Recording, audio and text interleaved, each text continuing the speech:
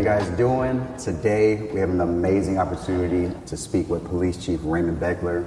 He is starting off into his new position, and we just wanted to get an interview going and share a little bit more about him, kind of his background, his connection to the city, and just, what he plans to bring to the table to support not only, River Islands, but Lathrop as a whole and all these communities out here.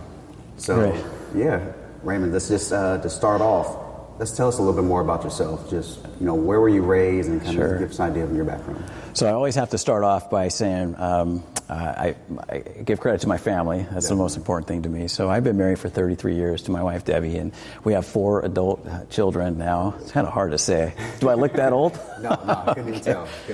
But I have 2 boys and 2 girls, and they're either off to college or down in Southern California. As my oldest daughter is married, and so I just praise God for my family. They're a great support basis for me. I've been in law enforcement for about 32 years, and I came from a family of law enforcement. My dad was a police officer, and so it's generally how I got my start. In fact, I went through a period where I didn't want to be a cop because I didn't think I wanted to do exactly what Dad wanted me to do, kind of thing. And so I deliberately tried to steer away from law enforcement, but I always felt pull towards back to the profession itself. And so, I started to go into college after high school, and started taking some administration and justice classes. I knew for sure that this is what I want to do with my life. I wanted to serve people, help people, and really chase after bad guys. That was my big thing. And so I tested around locally. I was from the Sacramento area, and I was testing around there, but at the time it was really hard to become a cop. And so I wasn't testing so well, but I heard that a larger organization might be the best way to go to get you through the academy and get your start in law enforcement. And so I had to go down to the Los Angeles County Sheriff's Department, where they actually hired me in 1987. So I took a position there, went through the academy, and did a jail a custody assignment, and I worked there for about 1.5 years, and then went out to patrol for about 1 year, and then the opportunity came back to me to take a position with the Sacramento County Sheriff's Department. It's a lot easier coming through as a lateral than it is as a brand new trainee. So got hired by Sacramento County Sheriff's Department in 1990, and worked there for about 16 years, and worked my way up through the ranks of lieutenant. And then I was working at a contract city, the city of Citrus Heights at the time, working as a watch commander out in that area, when they also wanted to separate the contract from the Sheriff's Department, and they went standalone. And so I was able to come on board as a lieutenant to the brand new police department and stand that organization up. And so that was quite an experience. It was also had a lot of difficulties getting us there. I actually landed 2 months prior to actually the launch date, and so I got to see things from an operational side, behind the scenes, getting programs up and running, and then actually seeing all those programs actually take effect once we launched. And so it was a pretty daunting task. I still remember the day where we actually hit the go button on launch day. It was like, oh my gosh, how's this going to work? But because of the preparation beforehand, it worked out seamless. From there, though, there was not a lot of growth potential opportunities. I was wanting to advance in my career. And so I started looking at, we had some great friends that lived down in the San Diego area, and Oceanside Police Department had a captain position open up, and I thought, me and about 180 other people are going to put in for this thing. And but eventually I was selected as a captain, and so I went down to Oceanside and worked there for about 4 years. Okay. And then I actually I retired. I hit age 50, and then but I wasn't completely done with my career. I knew I wasn't when I said, okay, I want to retire. We moved back home to Sacramento area, and I accepted a position with the Contra Costa County Sheriff's Department, where I couldn't sit idle. I had to keep promoting my way up through the ranks there, and so as of leaving the Contra Costa County Sheriff's Department, which my last day will be tomorrow, I'm leaving as a lieutenant. Yeah. Great. So I mean, that is a great background, and you had a lot of strong, leadership roles throughout your time. Yes. Within those leadership roles, what would you say some of the skills that you were able to develop, or just some lessons that you've learned that you'll be able to carry over to the Lathrop community? Sure.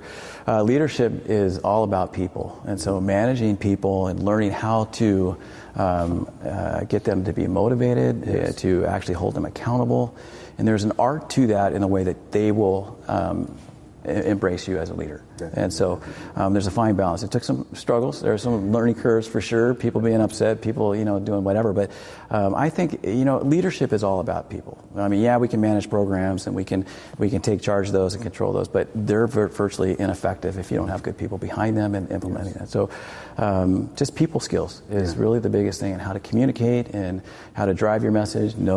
People know what your expectations are, and you hold them accountable. People do great things. Yeah, and I think that's a very powerful thing. I mean, just this community as a whole, as the city of Lathrop, is very, people driven, and we are all about the community. So, to hear that, and that's your background, just kind of that's your mindset. I think that's a very powerful and strong point. I think that will be great as we continue forward, and it's very exciting to hear. Thank you. Yeah.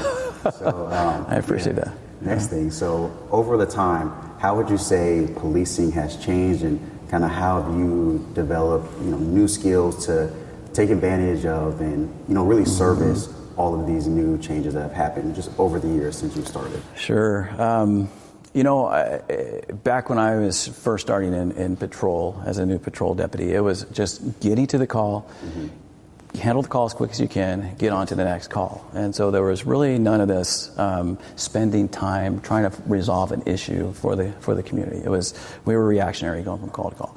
And so seeing, in about, I guess maybe in the early 90s, mid 90s, we started hearing about this community-oriented policing style. And it took a while for some of us to kind of come on board with that, because all we're used to is going from call to call. And during our free time, we're hunting for bad guys, kind of a thing. And then to actually have the thought of actually going to a call, strategizing, finding out what the issue is, and actually bring that to some sort of a resolution. So we're solving the problem, having the citizens actually have faith in the sheriff's department or police department. It goes a long way. Plus, from an efficiency standpoint, as you're not going back to the same house dealing with the same problem over and over again. So really, I've seen it morph a lot from being reactionary to being more strategic and going to calls for service and trying to handle the problem to reach a final resolution and not just keep going back and forth. Now, I think when my dad was a cop, I think they actually had it right.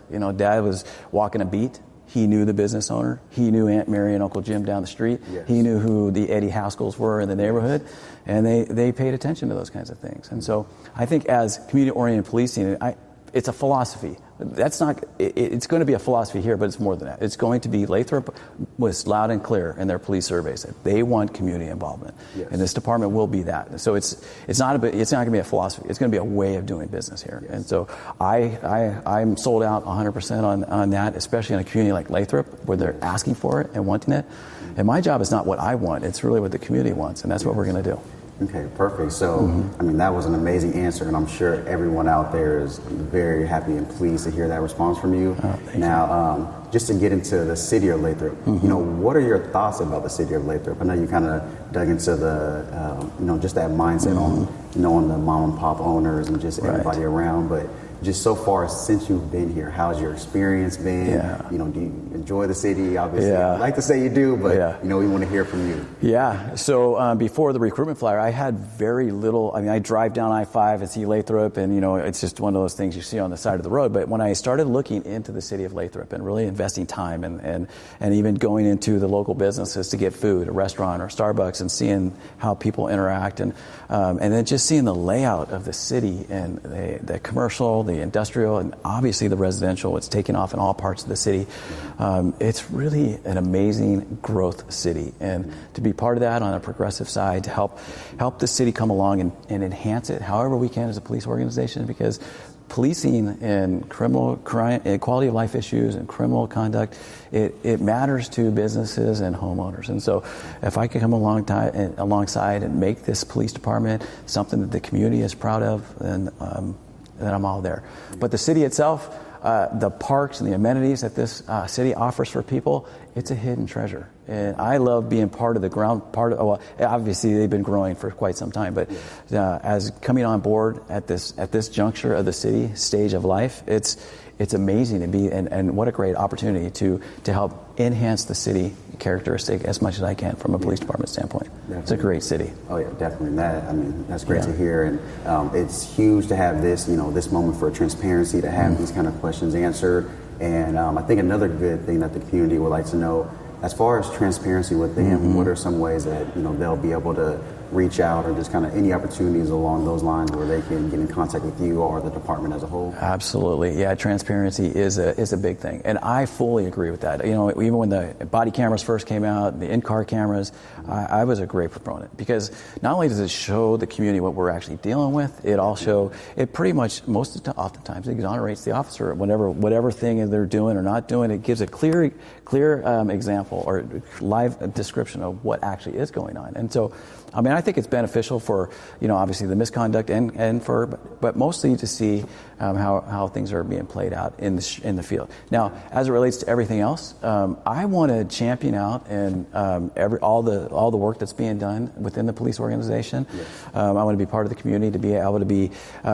talking to community meetings, and as many as I can. That's important to me. I want the community to feel like they have a connection to the police chief. Definitely. My number is going to be available. I'm going to make it available. Definitely. I love interacting with people, and I want to hear what their issues are. My job is going to be to create a safe and sound environment for the folks here at Lathrop. Yeah. And I take that seriously. I think it's a total honor.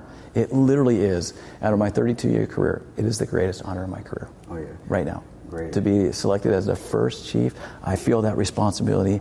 I take it seriously, and I am going to work desperately hard to make sure that we have a great police department that everybody's proud of. Oh, yeah. I'm not going to be able to make everybody proud, because those people aren't. Some people just aren't going to be happy that law enforcement is being taken place. But I am super excited about this opportunity. Definitely. We're happy to have you. So yeah. Thank you. Thank you very much. And so, what are some things you look forward to doing once the police department is fully operating? Is there anything that you have in mind that you look forward to kind of implementing or just showcasing? Yeah, so I do look forward to developing community programs, right? Yes.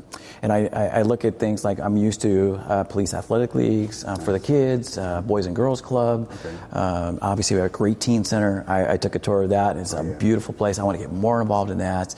I want my officers to be more engaged in the Parks and Rec and what they have to offer. That bleeds into a lot of different events and allows us opportunity to actually connect with people on a fun level, right? Yes. I want to work with the school districts or the schools to make sure that there is an open communication. In fact, that is one of the things I want to establish, is having regular ongoing meetings with schools to make sure that the traffic flow is going good, if there's any critical issues that the police department can be aware of, and so we can help tackle some of those problems. And of course, with the businesses coming in as well. I mean, as they come in to meet the chief and to meet the staff, I think is going to be important, because I know those businesses want to make sure that their workers are going to be safe, and their business interests are also going to be safeguarded as well.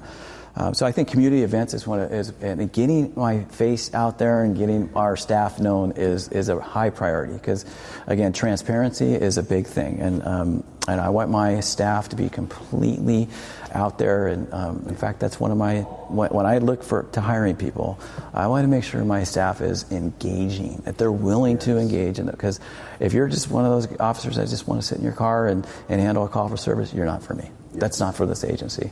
So I highly expect them to be out there wanting to talk, learn, and listen. Right? It's not just talking. I want them listening to hear what's going on, so that they can understand what the issues are within their beat or within the city. Yeah, definitely. And I think that's great to hear. Just as a resident of Lathrop, just hearing that and understanding your mindset and kind of the goals you plan on implementing and the people you plan on having around you, all of that truly comes full circle. And I believe with that, moving forward, there's a bright future. Oh, that's great. Well, thank you. Definitely. I feel like you're coaching me. You're like giving me all this encouragement. You're already ready. Thank you. Yeah. They took their time to make sure that you were the right person for the right position, and as a community member, fully stand behind that, and just this interaction alone. And I hope for everybody out there, they can truly feel that you're truly invested in the community, not just I'm taking on a position. I think that's a very big piece to have, because if you're invested and wholeheartedly want better and the best for everyone, that will it'll show. That's very good. Thank you. And so, what are some things within your first year as chief that you're looking to accomplish? Getting my staff trained. Yes. I think that's highly important to our style of making sure community policing is understood, that we all are on the same page, developing what we call our mission statement, so that all things bleed towards what our mission is. And so whether it's operationally or any new projects or anything that we need to, any program that we need to run. So that's critical, making sure that we're all on the same page. And then I want to invest. I keep saying going out into the community. I know it sounds redundant, but I really want us to understand what the dynamics of the city are, and then we can start framing some other programs and some other teams around whatever it is the issues are, because that's almost community-oriented policing. Is that you identify the issues, they're even coming to you, and then you build best practices around that, and so. So obviously, to make sure that our patrol service is up and running, we have our motor teams and our detectives and all those programs, but also to hire great professional staff, and so and to get them trained up. I want them to be understanding what customer service is. I think in our culture, we don't think so much about customer service. I want my staff focused on customer service when it relates to being responsive, when it relates to a quality of what people are expecting them. They want some quality behind what it is, the service that they want, and I expect them to be satisfied. I want every citizen that comes in contact with the Lathrop Police Department, whether it's in person, phone call, or out in the field, I want them to feel like, hey, at least I was understood. My problem was validated, and I feel satisfied. Definitely. We may not be able to solve every issue. In fact, I know we won't. But we're going to work hard at trying to make sure, and at least make people feel they feel confident that when they leave Lathrop Police Department or any part of connection to that, they feel like it was a good experience. Yes. Okay. And that's great. And so leading from 1 year. Kind of get into a more specific, say 120-day period. I feel like you touched on a lot of the points and that would align within the 120 days. But I just wanted to just ask if there was anything else you might want to add to the specific of once I start over the next 120 days, this is at least something that I would like to have accomplished and can show for. Yeah, and I think one of the other biggest things that I left out was really the connection and relationships with the outside agencies, right? Because it is a team. We have to be doing this as a team and to work collaboratively. And so I see a lot of that going on too. I'd love to be able to have a certain task force going after whatever traffic violators, DUIs, or whatever, and being part of that agency, interagency assistance, and especially with the Sheriff's Department, we need to have a good relationship with, and so I'm looking forward to establishing and reestablishing better connections and relationships. Okay, great, and yeah, I mean all of that is good to hear, and I'm excited to see you move forward and implement everything you're saying now, and allow the community to see those changes and truly appreciate. You've stepped into the position, you've said that you're looking for change, and you're applying those changes, and ultimately you're creating a better community for the city of Lathrop. So I'm excited. Oh, that's great. Thank you. So we talked about kind of the police as a whole. Now let's kind of get into the philosophy of things. What would you say is your definition of the community-oriented policing? I know we kind of touched on it in the beginning, but just wanted to touch on that one more time. Sure. Yeah, so community-oriented policing really is, it's about engaging. I hear the phrase partnership, but it's actually a connection with the community. And it's the prevention piece, which obviously deals with getting in front of people that we're telling them about how to harden their target at home, how to safeguard their property, how to not be a victim, and those kinds of things. And so my staff will be doing a lot of that educational component, and even on the enforcement side, to make sure that we're doing all the compliance checks for parolees, probationers, and all our registrants and those kinds of things. So there's that. There's the actual responding to crime.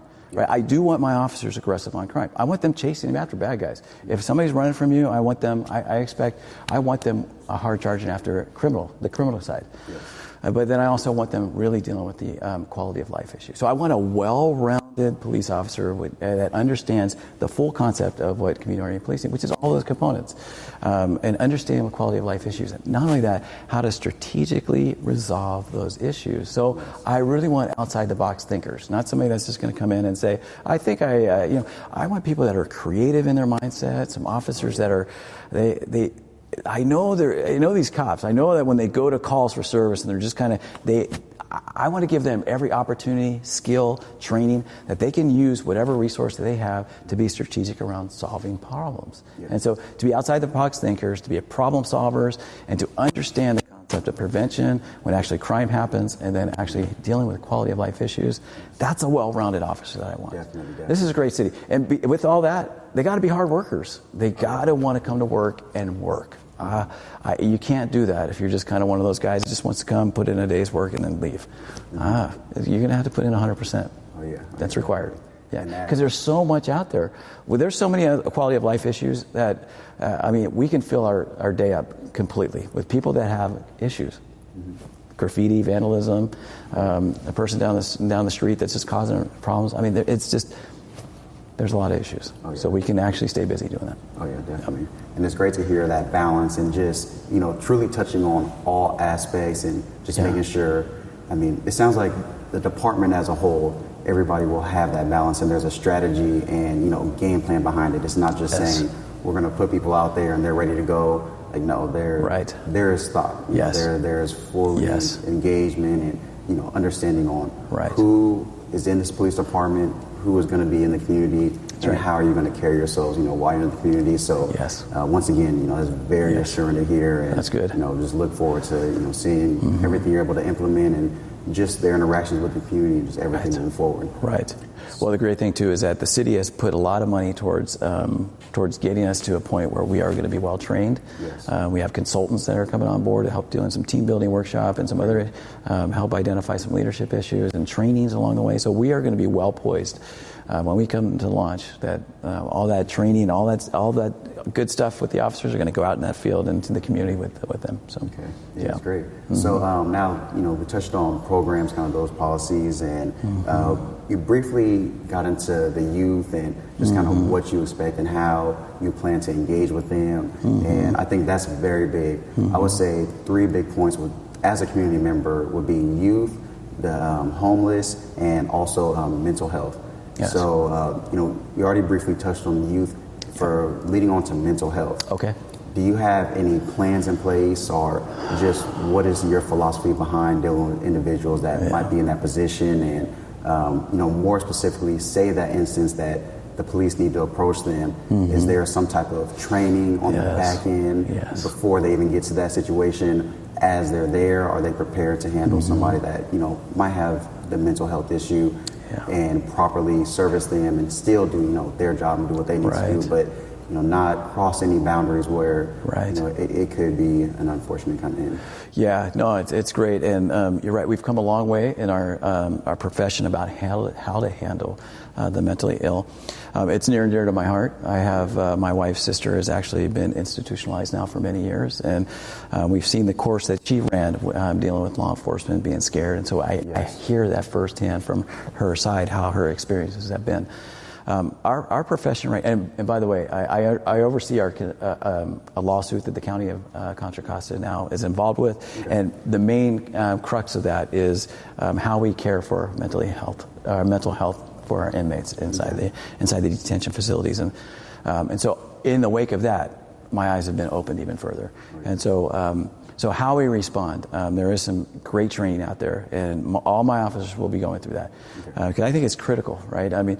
To understand some dynamics. Now, it's a fine balance between our officers staying safe, because I want them going home at the end of the night. Yes. But there's a fine balance in how you approach somebody in that authoritarian style, or maybe it's a more, lower things down, what we call de-escalation techniques. And so my officers are going to be well versed on, because it's a huge issue everywhere, not in Lathrop, not only in Lathrop, but everywhere. And so the officers that feel more confident as they get training and as they understand more of the dynamics, I think it helps them to be able to assess and have a more positive, calming resolution. Because there's definitely times, and I'll be one of the first to admit, I didn't quite understand it as a young deputy. There's plenty of times that you go in like, okay, because we're more robotic in our training style in law enforcement, kind of more militaristic, and you only handle things one way. You stay safe, and at the end, whatever happens, as long as you're safe.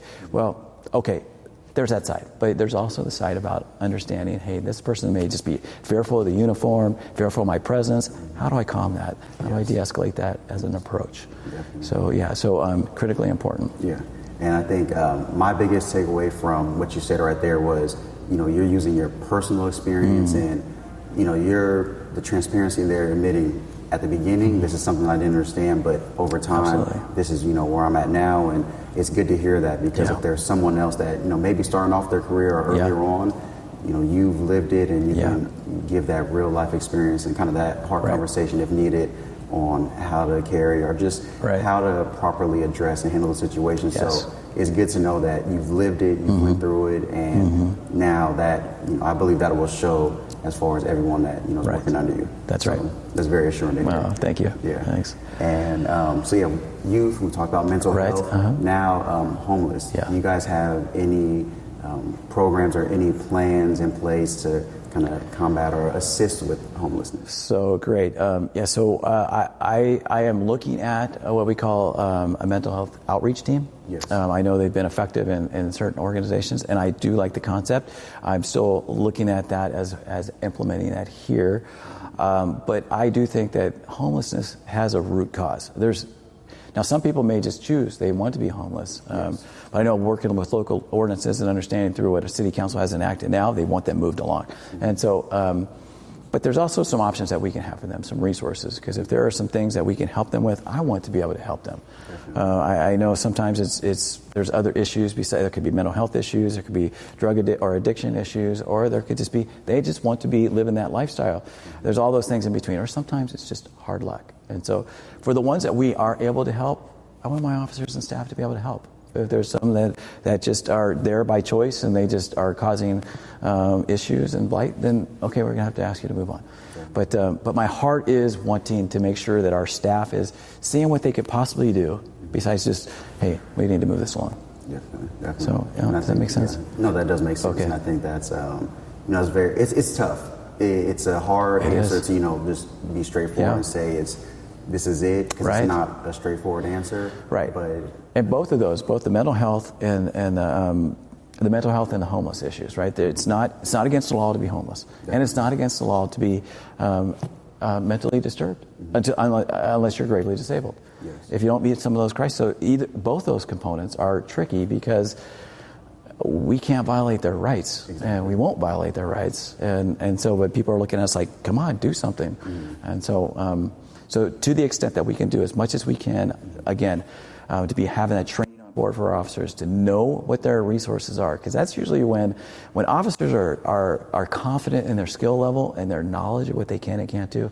That's usually your officer that has a positive outcome.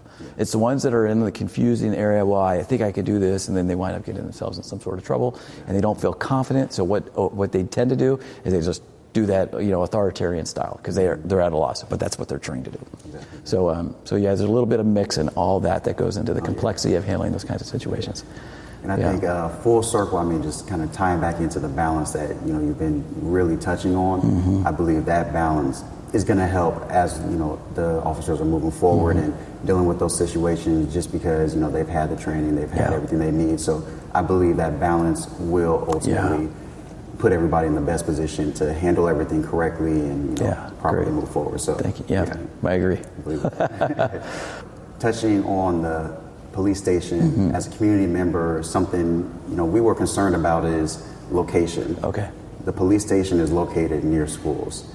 If someone is brought in, detained, when they're released, what is the protocol, or do you guys have anything in place that they're not walking directly out of this station, they could potentially walk down the street? Right. So as a community member, that is something that we definitely have thought about, and just want to see your thoughts on that.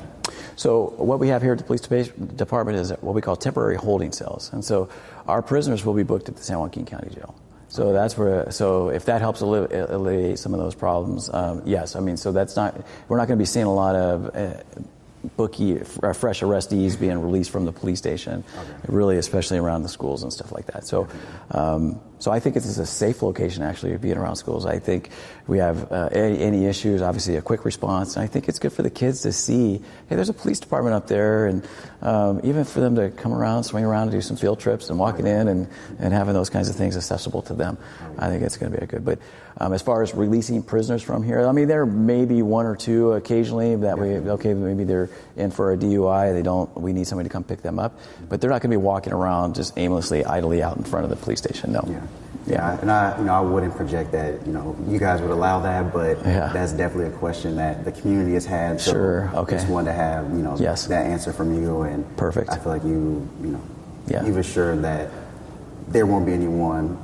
Obviously, there might be one or two, just because ultimately people will have to leave from here. But as far as the masses, this won't be a point. It won't happen. People are just walking out into the community, and they'll figure out where they go from there. So. Yeah, and keep in mind too, ideally, a misdemeanor arrest out in the field. We're going to try to identify them as best we can, so that we field release them. So they're actually given a citation out in the field. The ones that we need to come back because of ID problems or whatever, we need to verify or ascertain their identity. They may come here, but then again, we will have a policy.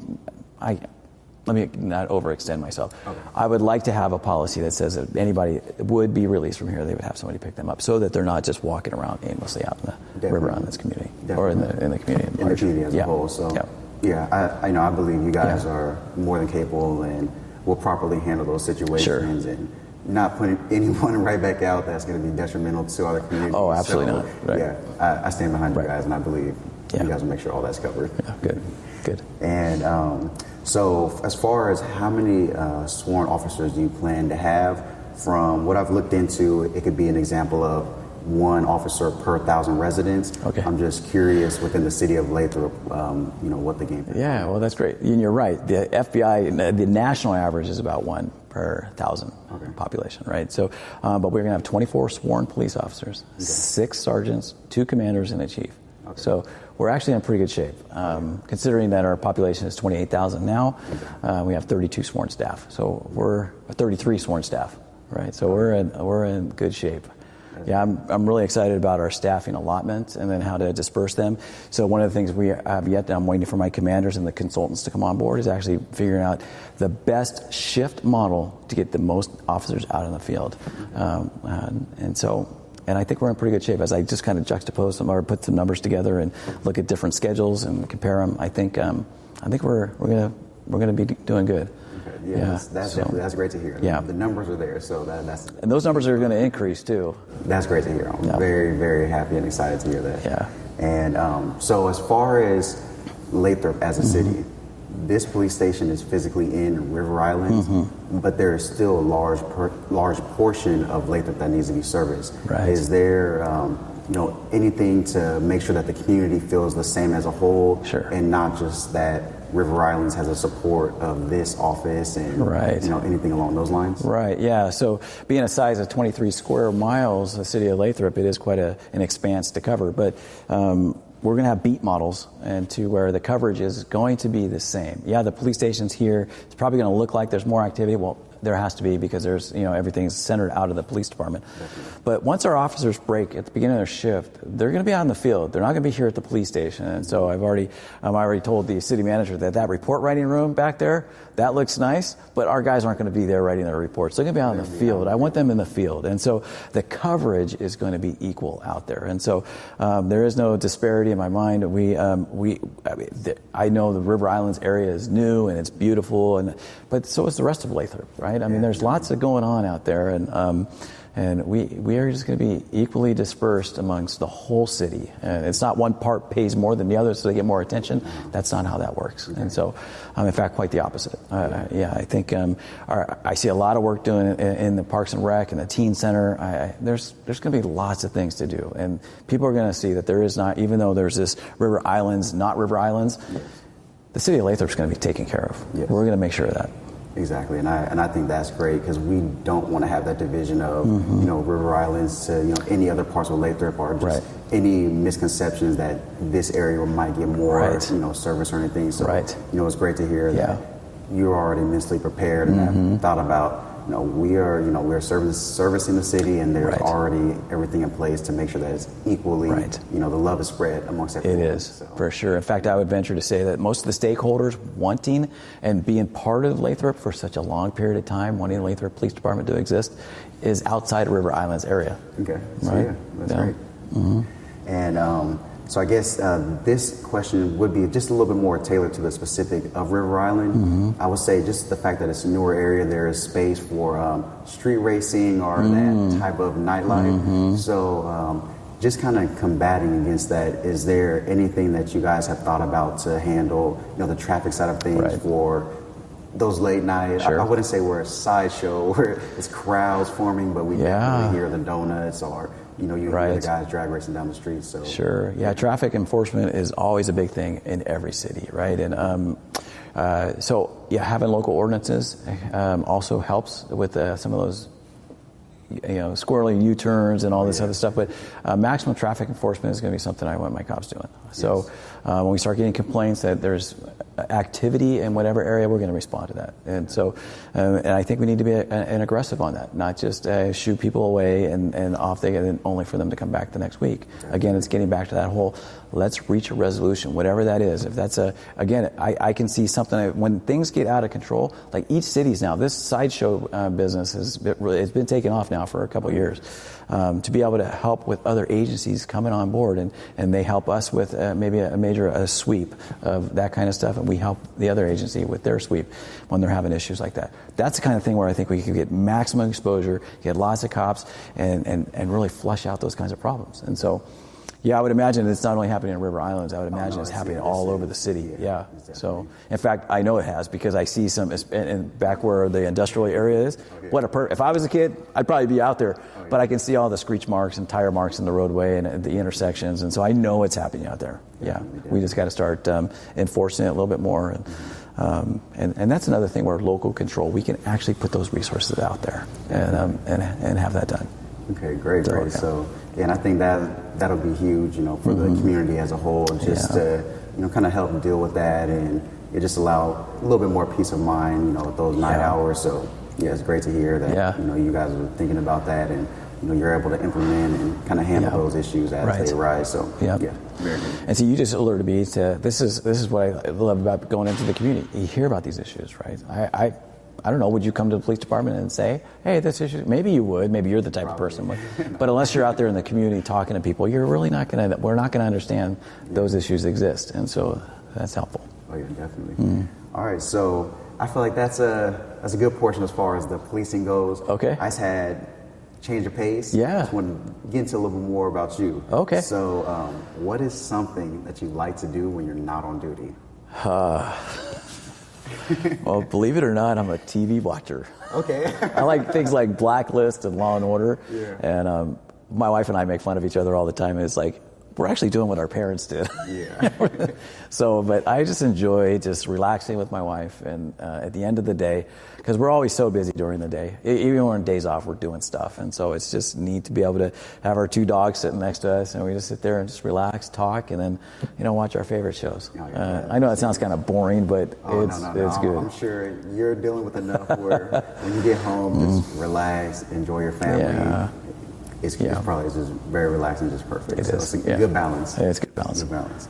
And last thing, is there anything that you might surprise the people with? It could be a fun fact about you, just something that they just wouldn't expect, if you can think of something off the top of your head. Kind of like two truths and a lie, huh? Oh, yeah. I'm really kind of an ordinary guy. I'd love to be able to have something, but I don't. There's nothing wrong with that. Is there anything hidden? I live my life on my sleeve. Everybody knows how I'm feeling, what I'm doing. No, I wish there was some hidden treasure, but there's not really. Yeah. Okay, well, outside of that, I just want to, thank you for the opportunity to speak with you. And I learned a lot just from this conversation alone. And, I'm sure everyone else out there, they've learned a lot of great things, and look forward to just seeing you and your department grow and just develop as this community grows and develops. Awesome. And, just very appreciative to have you here. That's great. Very excited. Well, thank you. have you be a part of this community. It's great having support like Oh, you. yeah. That's great. I appreciate that.